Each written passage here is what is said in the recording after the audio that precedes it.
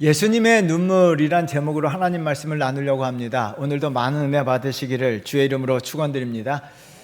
살다 보면 자식으로서 부모님의 눈에 눈물을 흘리게 하는 경우가 종종 있어요. 저도 저희 어머님의 눈에 눈물이 나오게 한 사건이 여러 번 있었습니다. 하나는 국민학교 다닐 때 예전에도 말씀드린 적이 있어요. 어머니가 저를 혼내자 어머니에게 큰 소리로 나 목사 안 하고 중될 거야. 머리 빡빡 깎고 산에 갈 거야. 그 어머니 막 혼을 내시다가요. 갑자기 막 우시더라고요. 제가 어릴 때 서원해서 목사가 되겠다고 했는데 중됐다고 하니까 어머니 가슴에 못질한 거죠. 막 우시더라고요. 속이 상하셔서. 참 철이 없었죠. 다른 한 번은요, 신학대학 다닐 때 어머니 전화했어요. 엄마 나 목사 나중에 되면 안 될까? 나중에 내가 돈 많이 벌어서 그때 교회도 짓고 그때 목사 되면 안 될까? 그랬더니 어머님이 전화하셔서 그러시는 거예요. 나 죽기 전에 너 설교 한번 하는 거 듣고 죽고 싶다. 그 말을 하면서 제가 신대학 4학년 때 결심하고 신대원 시험 공부를 해서 신대원에 합격했어요. 합격하자마자 제일 먼저 엄마한테 전화를 했어요. 엄마, 나 신대원 합격했습니다. 그리고 좋은 목사가 될게요. 그런데 전화해야 되고 어머니 막 우시는 거예요. 고맙다, 고맙다 하시면서 막 우시는 거예요. 야, 신대원 합격한 게 엄마가 그렇게 고마울 일인가 하면서 막 우시더라고요. 그래서 제가 그때 결심했어요. 내가 정말 어머니의 눈에 기쁨의 눈물을 흘려드리는 아들이 되겠다라고 생각했는데 그 해에 어머님이 하나님 나라 가셨어요. 더 이상 그게 마지막 어머니 저를 향한 눈물이었어요.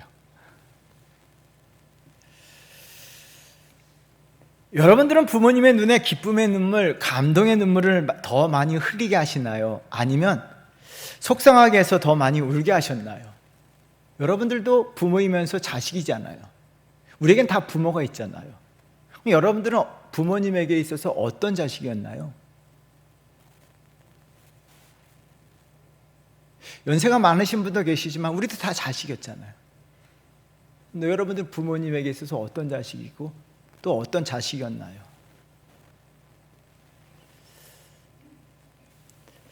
하나님을 아버지라고 부릅니다. 그러면 하나님에게 있어서 여러분들은 어떤 자녀입니까? 하나님의 마음에 기뻐하시고 감동하셔서 눈물을 흘리게 하는 자녀이십니까? 아니면 하나님이 속상해 하셔서 탄식하며 울게 만드는 자녀이십니까?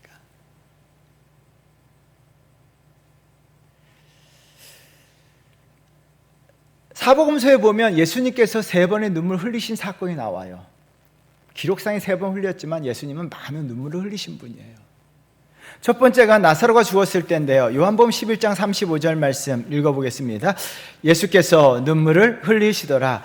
인간으로 오신 예수님은 나사로와 그의 자매 마르다를 너무 사랑하셨어요. 근데 나사로가 죽자 마리아가 자기 오라버니가 죽은 것을 보고 펑펑 울어요. 그 모습을 보고 예수님께서도 마리아가 우는 모습을 보시고 나사로의 죽음을 보시고 많이 우셨어요. 통곡하시면서 우셨어요. 그들에 대한 사랑 때문이죠. 마리아를 끔찍히 사랑하시고 마르다를 사랑하시고 나사로를 사랑하셨기 때문에 주님은 그들의 모습을 보고 우셨던 거예요. 또한 두 번째는요, 겟세마네 동산에서 기도하실 때 눈물을 펑펑 쏟으시며 기도하셨는데요. 히브리서 5장 7절입니다. 우리 한번 같이 읽어볼까요?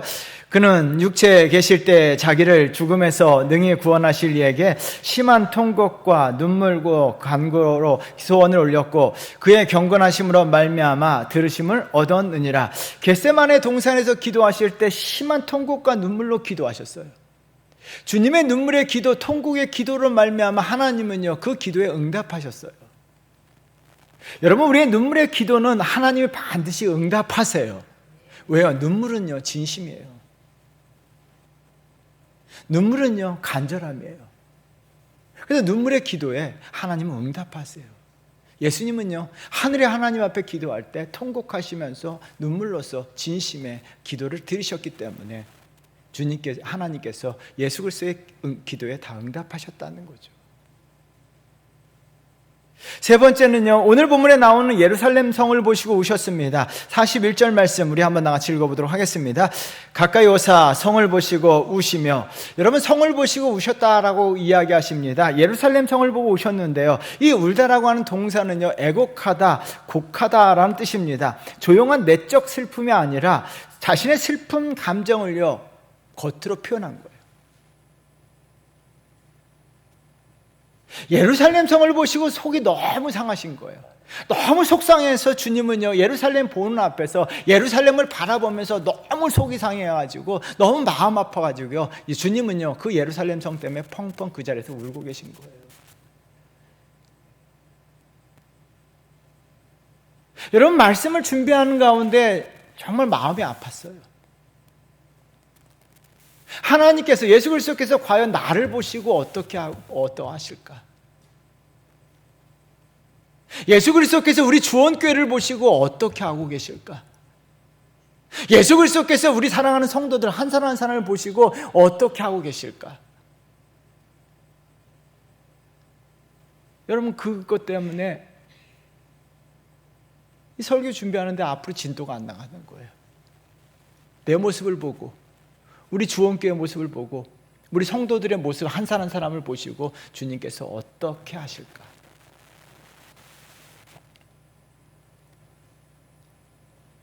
우리 이 시대에 또 예루살렘이 돼서 주님 마음을 속상하게 하는 자가 될까? 아니면 주님에게 감동과 기쁨을 드려서 주님을 기쁨의 눈물을 흘리게 하는 성도인가? 사랑하는 성도 여러분, 저와 여러분들 한 사람 한 사람, 우리 주원교회가 예수 그리스도에게 기쁨의 눈물, 감동의 눈물을 흘리시도록 만드는 교회가 되어야 될 줄 믿습니다. 우리가 그런 성도가 되어야 될 줄 믿습니다. 주님께서 내 모습을 보시고 감동하셔서 기쁘셔서 눈물을 흘리시도록 우리는 그런 성도가 되셔야 돼요. 또한 그런 교회를 만들어 가셔야 돼요. 저와 여러분들 그런 교회를 함께 만들어 가셔야 돼요. 그러기 위해서는 어떻게 해야 될까요? 여러분, 두 가지 중요한 사건이 오늘 본문을 통해서 살펴보는데, 첫 번째는요, 교회와 성도들이 핵심 가치를 가지고 있어야 돼요. 친구들과 커피 마시러 갈래라고 얘기했을 때 50대 아저씨들도 스타벅스 가자라고 이야기해요. 제 친구들도 스타벅스 가자라고 이야기해요. 스타벅스는요, 세계적으로 커피로 성공한 기업이고 한국에서도 대성공을 거두었죠. 근데 여러분, 한국에서도 한 번 실패가 있었어요. 하워드 슐츠의 책 오너드에 읽어보면요, 2007년에 스타벅스가 완전 성장하고 있을 때 큰 위기가 찾아와요. 그 위기를요, 창업자가 이렇게 이야기하더라고요. 우리 한번 다 같이 읽어보도록 할까요? 우리는 성장에만 집착한 나머지 기업의 핵심 가치를 점점 놓치고 있었다. 여러분, 스타벅스가 성장에만 관심을 가지게 되자 기업의 핵심 가치를 놓치고 있었다는 거예요. 핵심 가치를 놓치게 되자 스타벅스에 위기가 찾아온 거예요.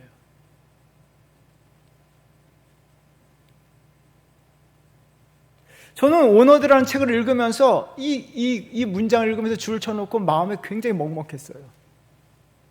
스타벅스 때문에 아니라, 스타벅스는 저와 상관이 없죠. 한국 교회 때문에. 그리고 저 때문에, 한국교회 성도들 때문에. 죄송하지만 한국교회가 성장에 집착한 나머지 교회의 핵심 가치를 잃어버렸어요.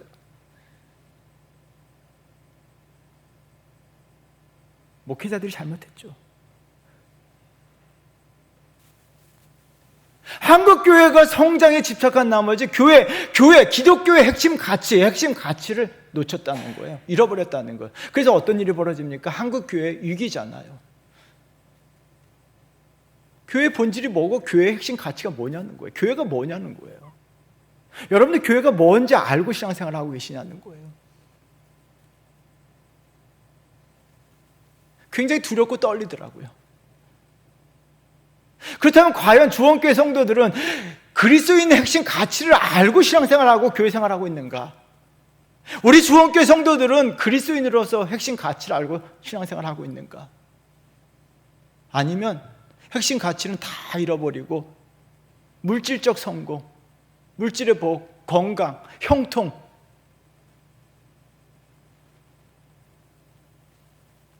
그냥 물질의 복을 받기 위해서 교회 다니고, 건강하기 위해서 교회 다니고, 형통하기 위해서 교회 다니고, 세상의 복을 받기 위해서 교회 다니고 있는가?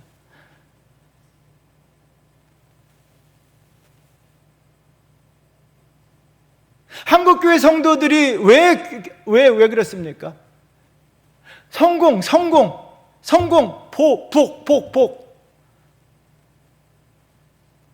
물질의 복, 건강의 복을 추구하기 위해서 신앙생활을 하다 보니까요, 신앙의 위기가 찾아오는 거예요.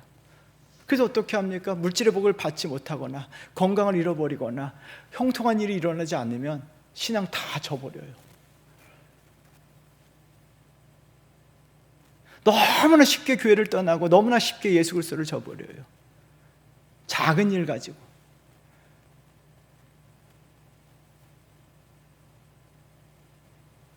여러분, 신앙의 핵심 가치를 놓치면요, 내 삶의 신앙의 위기가 찾아옵니다. 여러분, 믿음의 위기가 찾아와요. 교회도 마찬가지입니다. 교회가 핵심 가치를 잃어버리면요, 교회로서의 본질을 상실해버려요. 여러분, 교회는요, 핵심 가치를 붙들어야 되고요, 저와 여러분들은 신앙의 핵심 가치를 붙드셔야 할 줄 믿습니다. 너무나 중요한 이야기예요. 핵심 가치, 교회의 핵심 가치가 무엇인가를 알고 그 핵심 가치를 붙드셔야 돼요. 오늘 주님은요, 예루살렘을 보시고 탄식하시면서 속이 너무 상해서 펑펑 우셨어요. 예루살렘이요, 핵심 가치, 예루살렘의 핵심 가치를 놓쳤기 때문이에요. 여러분, 42절 말씀 우리 한번 같이 읽어보도록 할까요? 이르시되 너도 오늘 평화에 관한 일을 알았더라면 좋을 뻔하였거니와 지금 내 눈 속에 숨겨졌도다. 여러분, 예루살렘을 향해서 영어 성경이 읽다 보면요, if you, even you라고 이야기합니다. you, 이 심지어 너가 심지어 너까지도 잃어버렸냐는 거예요. 예루살렘 성, 하나님의 택한 백성인 너까지도 이러냐는 거예요. 하나님께서 저에게 하신 말씀 같고 한국교회 하신 말씀 같은, 그렇게 뜨거웠던 한국교회, 심지어 너까지도 교회의 핵심 가치를 잃어버렸냐라고 말씀하시는 것 같았어요.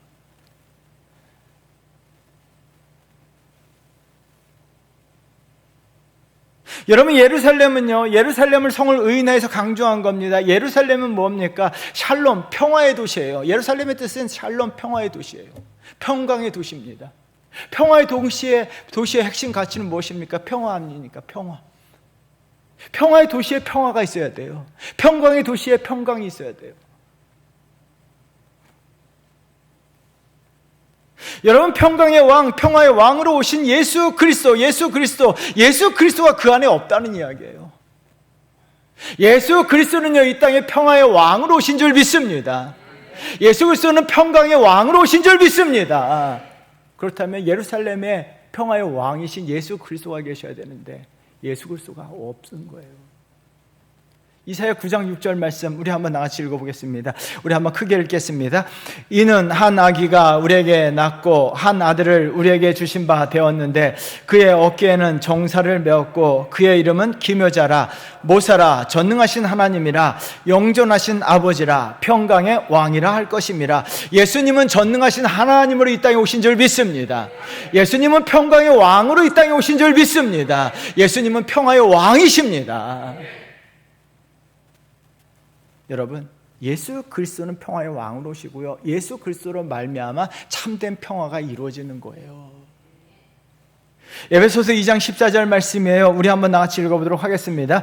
그는 우리의 화평이신지라 둘로 하나를 만드사 원수된 것 곧 맡긴 담을 자기 육체로 하시고. 골로새서 1장 20절도 읽어보도록 하겠습니다. 그의 십자가의 피로 화평을 이루사 만물 곧 땅에 있는 것들이나 하늘에 있는 것들이 그로 말미암아 자기와 화목하게 되기를 기뻐하심이라. 예수 그리스도는요, 화평의 왕, 평화의 왕으로 이 땅에 오셔서 화평을 이루시는 거예요. 하나님과 우리와의 화평, 또한 성도들과의 성도의 화평, 세상의 모든 평화를 이루시는 분이 예수 그리스도예요. 그런데 예루살렘에요, 예수 그리스도가 안 계신 거예요. 예수 그리스도가 이 땅에 평화의 왕으로 오셨음에도 불구하고 그 예수 그리스도를 거부하고 거절하고 배척하고 심지어 예수 그리스도를 예루살렘 성 밖에 십자가에 못 박아 죽게 했어요.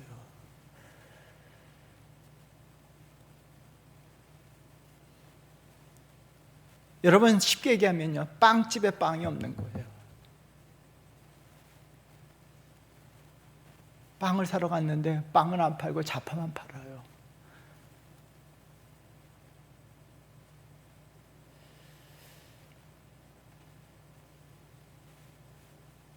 여러분, 우리 그리스도인들의 핵심 가치, 교회의 핵심 가치는 예수 그리스도이신 줄 믿습니다. 그래서 저와 여러분들을 다른 말로 그리스도인이라고 이야기해요. 우리는 그리스도인입니다. 따라하겠습니다. 나는 그리스도인입니다. 그리스도인이라고 하는 것은 무엇을 이야기하는 거예요? 그리스도가 핵심 가치가 돼야 돼요. 내가 진짜 그리스도인들은요, 내가 그리스도인이라고 하는 것은 내가 그리스도의 사람이라는 거예요. 내 안에 그리스도가 계셔야 되고, 내 인생의 핵심 가치, 내 신앙의 가치는 오직 예수 그리스도가 되셔야 할 줄 믿습니다. 김은혜 자전거 여행을 읽다가 참 안타까운 마음이 들었어요. 이분이 자전거를 타고 우리나라를 다 여행하면서 그때 받았던 느낌, 감동 같은 거, 만났던 사람들의 이야기를 자전거 여행 1권, 2권을 통해서 기록해놨어요. 정말 좋은 책이더라고요. 자전거를 타고 양양에 가다가 양양 산골에서 귀농한 한 농부를 만나게 돼요. 이분이요, 길거리에 당기가 뭔지 잘 모르겠는데 당기를 심어서 걷어놓고 말리는 중이에요.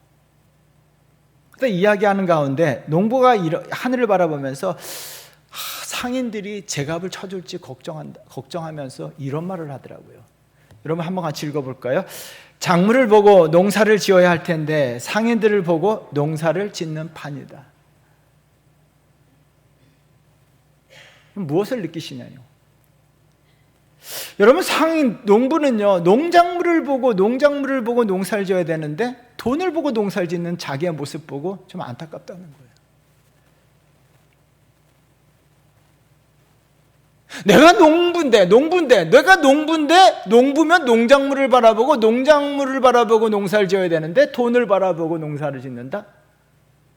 그 모습이 굉장히 안타까웠다는 거예요. 그리고 자기 자신에게 스스로 탄식하는 거예요. 과연 이 시대에 우리 그리스도인들이 해야 될 탄식을 농부가 대신하는 것 같아요. 여러분, 예수 그리스도를 믿는 그리스도인들은요, 그리스도를 보고 예수 믿어야 될 줄 믿습니다. 그리스도로 인하여 신앙생활 하셔야 될 줄 믿습니다.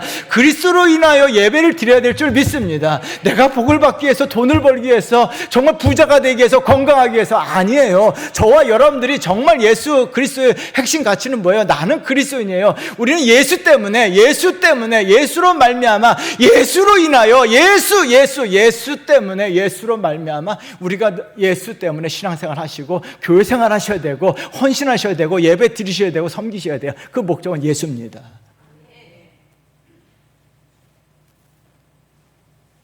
여러분, 오병이의 기적 위에 많은 무리들이 예수님을 따라다녔어요. 근데 예수님은요, 그 모습을 보고 탄식하셨어요.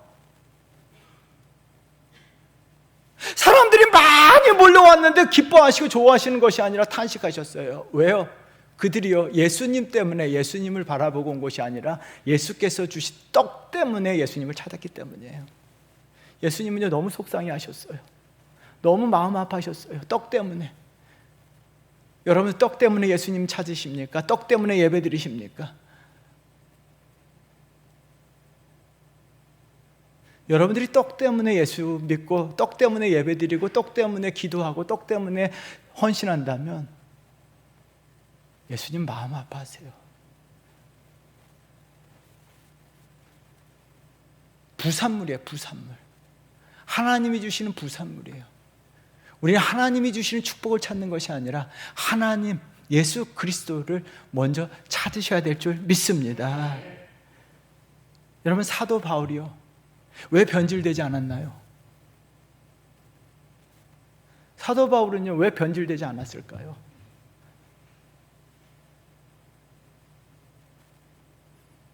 왜 죽기까지 예수님을 위해 살았을까요? 왜 그 고난을 다 받으면서 예수 끝까지 붙들었을까요? 사도 바울은요, 신앙의 핵심같이 그리스도인으로서 예수를 붙들었기 때문이에요. 갈라디아서 2장 20절 유명한 말씀이죠. 그냥 우리가 흔하게 암송하는 말씀이지만 정말 마음을 다해서 이 말씀을 암송하셔야 돼요. 우리 한번 다 같이 읽어보도록 하겠습니다. 내가 그리스도와 함께 십자가에 못 박혔나니 그런즉 이제 내가 사는 것이 아니요 오직 내 안에 그리스도께서 사시는 것이라. 이제 내가 육체 가운데 사는 것은 나를 사랑하사 나를 위하여 자기 자신을 버리신 하나님의 아들을 믿는 믿음 안에서 사는 것이다. 저는 우리 주원교회 성도들의 신앙이 갈라디아서 2장 20절의 말씀이 우리 주원교회 성도들의 신앙이 되어야 될 줄 믿습니다. 왜 예수 믿습니까? 예수님 때문에. 나를 사랑하사 자기 몸을 버리시고 나를 사랑하사 자기를 십자가에 내어주신 예수님, 그 예수님, 그 예수 그리스도 때문에 사는 것이고 예수 그리스도 때문에 전도하는 것이고 예수 그리스도 때문에 예배드리는 것이고 예수 그리스도 때문에 섬기는 것. 그래서 어떻게 합니까? 변질되지 않아요. 믿음 저버린 적 없어요.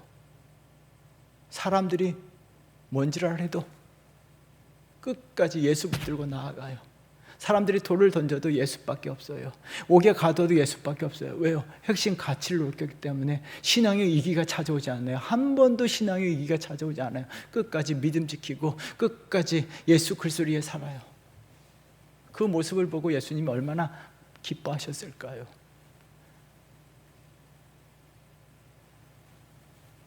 사랑하는 주원교회 성도 여러분, 무엇 때문에 예수 믿으십니까? 무엇 때문에 오늘 교회 오셨습니까? 무엇 때문에 내가 헌신하고 무엇 때문에 섬깁니까?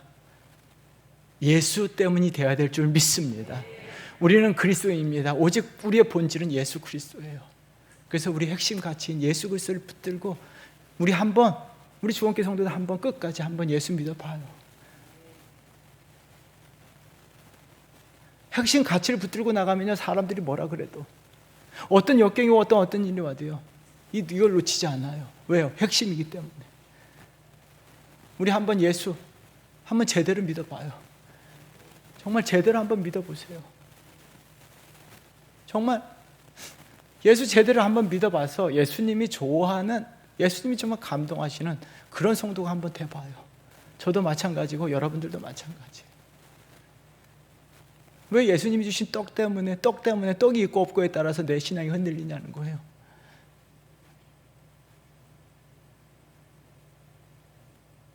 한국교회 위기 찾아왔는데 우리 주원교회가 한국교회 일으키는 부활의 시점이 되면 좋잖아요.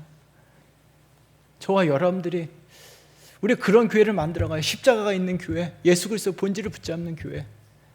우리 한 사람 한 사람이 그런 교회를 만들어가고 저와 여러분들이 그런 성도가 되어야 될 줄 믿습니다. 그래서요, 우리가 참 예수님이 주원교회의 모습을 보시고 기뻐하시고 저와 여러분 한 사람 한 사람의 모습을 보시고 정말 감동하셔서 하늘에서 기쁨의 눈물을 흘리실 수 있도록 그렇게 만든 성도 되시고 그런 교회를 함께 만들어가기를 주의 이름으로 축원드립니다.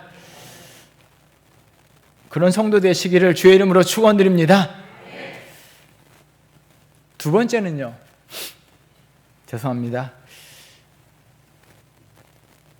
제가 자신이 없어가지고 제가 설교하면서 많이 회개했어요. 그래서 그래요. 여러분들에게 하는 설교 같지만 저 자신에게 했던 설교예요. 내가 무엇 때문에 목회하는가, 그 얘기 때문에 저도 설교 준비하면서 마음이 아팠고 하나님 앞에 회개했습니다. 두 번째는요, 선을 통해 하나님의 영광을 쌓아야 합니다.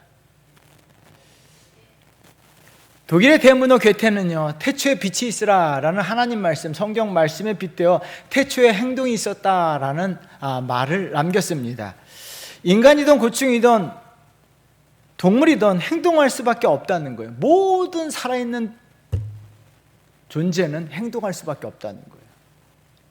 근데 그 행동을 어떻게 하느냐에 따라서, 어떤 행동을 하느냐에 따라서 선하고 아름답고 유익한 것을 쌓을 수 있고, 오히려 그 행동을 통해서 악하고 무익하고 헛되고 더러운 것을 쌓을 수가 있다는 거예요. 그렇다면 여러분들은 과연 여러분들이 행동을 통해서 무엇을 쌓고 있냐는 거예요.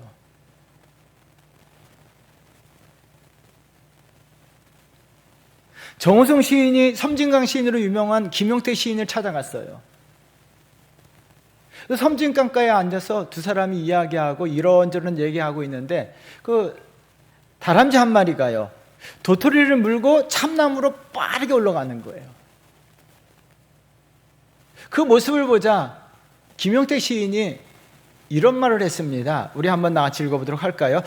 정말 좋은 말이에요. 우리 같이 읽어보도록 하겠습니다. 다람쥐들은 자기가 먹으려고 모아둔 도토리에다 가끔 똥을 눈다. 그러면 도토리가 그 다람쥐 똥을 먹고 똥 속에서 나중에 큰 참나무가 된다. 여러분, 이 글을 읽으면서 무엇을 느끼십니까? 다람쥐는요, 자기가 먹으려고요, 많은 양식들을요, 도토리를 막 모아요. 먹으려고, 자기가 먹으려고. 그런데 어떻게 합니까? 그 자기가 다 먹는 것이 아니라 자기가 먹으려고 모았던 도토리에다 똥을 넣어요.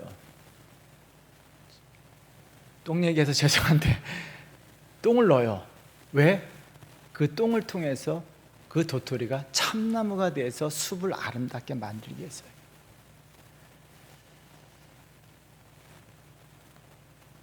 인간들은요, 자기가 먹으려고 막 모아요.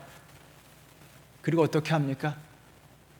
자기도 먹지 못하고 남겨놓고 죽어요.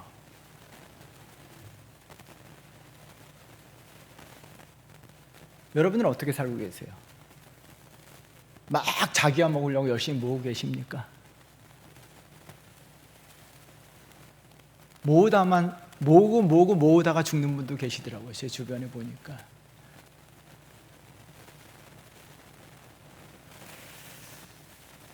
여러분, 다람쥐는요, 작고 작은 미생물에 불과하지만은요, 세상을 아름답게 할 수 있는 참 행동을 하는 거예요. 선을 쌓고 세상을 아름답게 한다는 거죠.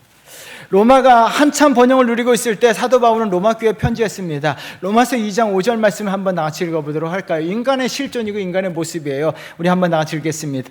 다만 내 고집과 회개하지 아니하는 마음을 따라 진노의 날 곧 하나님의 의로우신 심판이 나타나는 그날에 이 말 진노를 내게 쌓는도다. 여러분, 하나님이 이 말 진노를 내게 쌓는다라고 이야기합니다. 고집과 회개하지 않는 마음 가지고 있을 때 하나님의 진노와 하나님의 분노가 그 사람 인생 가운데, 그 사람 가운데 하나님의 임재, 하나님의 분노, 하나님의 진노가 그 사람 가운데 쌓인다는 거예요.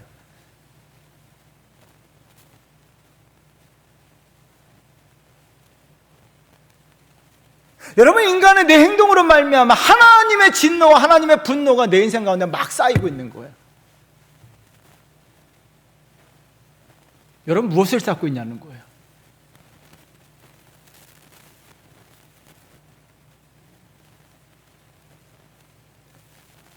정말 심각하게 받아들이셔야 돼요. 하나님의 진노와 분노를 쌓고 있는가? 하나님의 은혜와 축복을 쌓고 있는가? 여러분, 무엇을 쌓고 있냐는 거예요. 그 다음 구절이에요. 로마서 2장 7절 말씀이에요. 우리 한번 다 같이 읽어보도록 하겠습니다.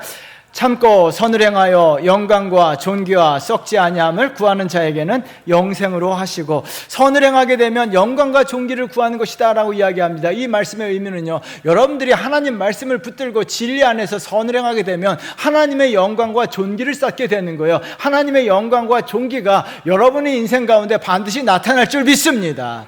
그렇다면 내가 무엇을 쌓아야 되냐는 거예요. 하나님의 영광, 내가 앞으로 받아야 될 하나님의 영광과 하나님의 존귀함을 내 인생 가운데 쌓으셔야 할 줄 믿습니다. 2장 8절도 읽어볼까요? 읽어보겠습니다.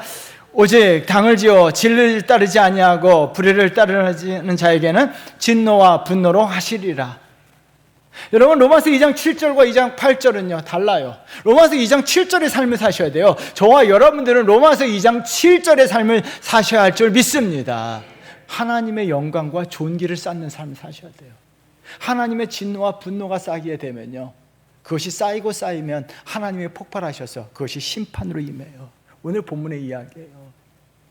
여러분, 유대의 백성들은요, 하나님, 예루살렘은요, 하나님의 진노를 쌓고 쌓았기 때문에 예수 그리스도께서 마음이 상해서 속상해서 우셨어요. 왜요? 그들이요, 진노를 쌓게 되자 하나님의 심판을 받게 돼요. 그 심판이 얼마나 무서운 걸 한번 보세요. 44절 말씀 우리 한번 나같이 읽어보겠습니다. 또 너와 및 그 가운데 있는 내 자식들을 땅에 메어치며 돌 하나로 돌 위에 남기지 아니하리니 이는 내가 보살핌 받는 날을 알지 못함을 인함이로라. 여러분 성경책에 보살핌 받는 날에 동그라미 쳐놓으셔야 돼요. 이 보살피다라고 하는 동사는요, 방문하다 감찰하다는 뜻이에요. 하나님이 반드시 찾아오신다는 거고 하나님이 감찰하신다는 거예요. 하나님의 오시는 날, 하나님이 심판하시는 날이에요. 그날은 심판하시는데요, 하나님의 진노를 쌓는 자들에게는 하나님이 심판하시고요, 선을 쌓는 자들 하나님께서 영광과 존귀함을 주신다는 이야기예요.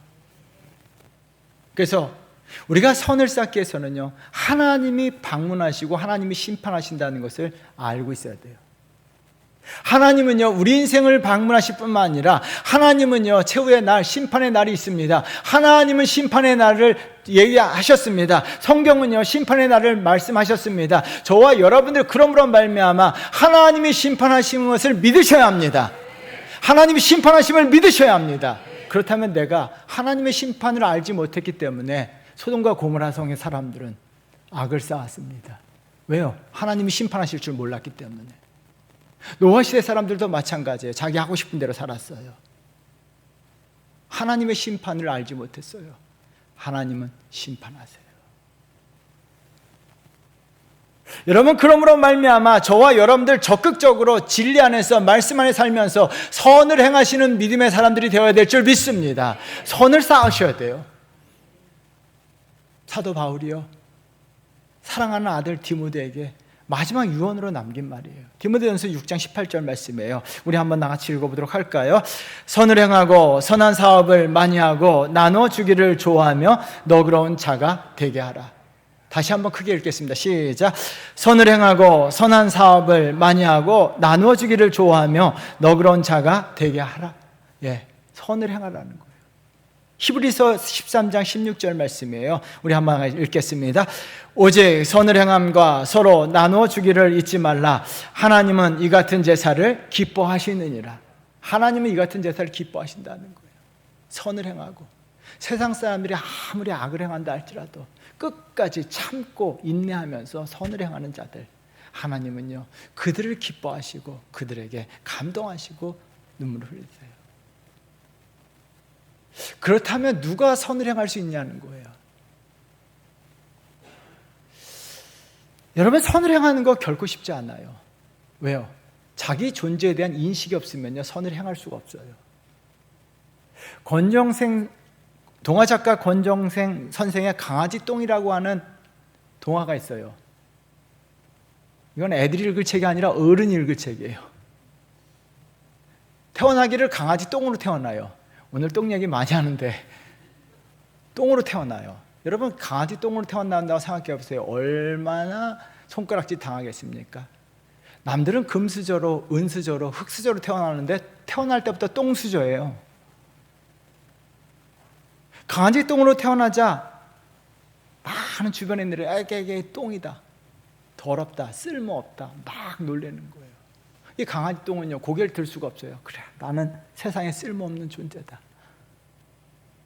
고개를 푹 숙이고 있는데요, 고개 푹 숙이고 늘 의기소침해 살아가는데 고개 푹 숙이는데 이렇게 보니까 자기 옆에 민들레가 예쁜 노란 꽃을 피운 거예요. 아무 쓸모없이 태어났다라고 슬퍼하는데 어느 날 자기 자신의 영양분, 똥의 영양분을 받고, 죄송합니다, 동화 이야기입니다. 이 영양분을 받고 민들레가 너무 아름답게 핀 거예요.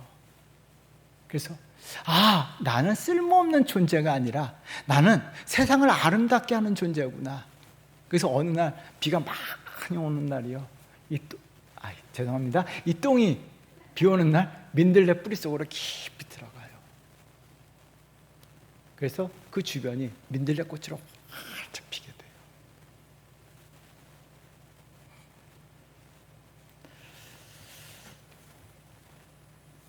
강아지 똥은요, 자기 존재 자체를 알기 때문에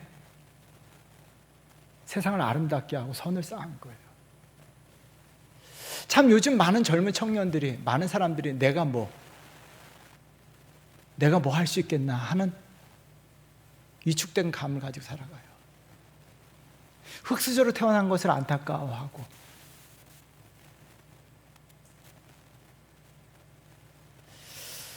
여러분, 그러나 우리는요, 쓸모없는 존재도 아니고 흙수저도 아니고요, 하나님께서, 저와 여러분들은요, 하나님께서 얼마나 귀한 존재입니까? 우리는 다른 거 생각하지 않으셔도 돼요. 내가 얼마나 귀한 존재이면 예수 그리스도께서 자기 목숨을 버리시고 저와 여러분들에게 생명을 주셨습니다. 나는 예수 그리스도의 목숨과 바꾼 귀한 존재인 줄 믿습니다. 왜 예수 그리스도께서 십자가에 죽으셨습니까? 저와 여러분들에게 생명을 주시고요, 저와 여러분들이요, 세상에 가치 있는 존재, 선한 존재임을 깨닫고 선한 영향력을 끼치며 살아가라고 주님께서 우리를 위해 죽으신 거예요. 우리는 세상에 쓸모없는 존재가 아니에요. 저와 여러분들은 무가치한 존재가 아닙니다. 우리는 흙수저가 아니에요. 하나님 나라 귀한 존재인 줄 믿습니다. 하나님 나라 선한 존재인 줄 믿습니다. 왜요? 예수 그리스도께서 내가 쓸모없으면 왜 나를 위해서 죽으셨겠어요? 예수 그리스도께서 내가 정말 무가치한 존재라면 왜 나를 위해 죽으셨어요? 아니에요. 내가 얼마나 귀하고 얼마나 사랑스럽고 얼마나 소중하냐면 예수 그리스도께서 나를 위해 죽으셨다는 거예요. 그래서 어떻게 합니까? 우린 그 사랑, 그 은혜를 알고 있는 성도들은 우리는 이제는 세상에 선한 영향력을 끼치며 가치 있는 존재로서, 쓸모 있는 존재로서 이 세상을 사셔야 돼요. 저와 여러분들은요, 정말 이 땅 살면서 하나님 나라와 교회와 성도들을 위해서, 이웃들을 위해서 가치 있는 일, 선한 영향력을 끼치며 사셔야 될 줄 믿습니다. 그러면요, 주님이 기뻐하시고 그 모습을 통해서 감동하시고 눈물을 흘리실 거예요. 내가 뭘 쓸모없는 존재로 살아가는 것이 아니라 내가 하나님 나라 귀하고 가치 있는 존재이심을 인식하고 내가 얼마나 귀한지 예수 그리스도께서 나를 위해 죽으셨다는 거예요. 따라하겠습니다. 나는 하나님 나라 귀한 존재입니다. 믿으십니까? 진짜로 믿으십니까? 나는 소중한 존재예요. 예수 그리스도의 나라, 하나님 나라 금수저예요.